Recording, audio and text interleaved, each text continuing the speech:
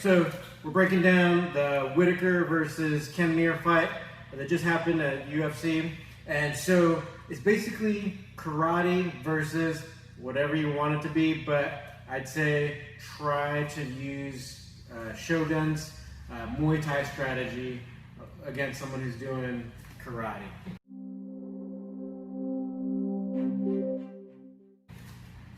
Okay, so what was going on during this fight? Okay, so Whitaker had like a really kind of like karate stance. If you can do that for me, please. And so then Cannonier kept landing very successfully the low roundhouse kick to the thigh over and over. Whitaker's arms actually were kind of down, and successfully he was landing, both straight punches. But this one, the jab, was landing a lot, but it shouldn't have necessarily been the case, and we'll kind of explain why. So we'll be here, right? But one thing you can do if you're throwing that rear roundhouse kick, especially from a Sanda perspective, is if someone starts throwing a jab, right, you can actually lean back and you start doing the roundhouse kick to the inner thigh or to the body, right? So you can get that shin going across.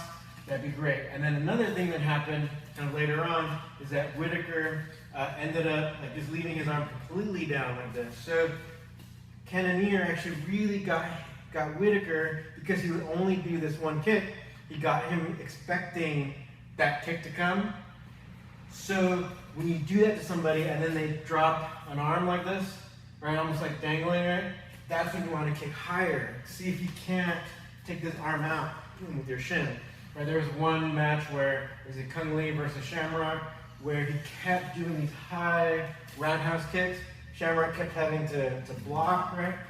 And then eventually just broke one of his forearms. Right, so that's what you want to do if you can. Like, you start setting up, you can totally do what Cannonier was doing, right? Set this up so they're expecting the one strike.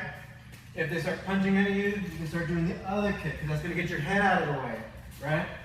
Right, so to the body or to the leg.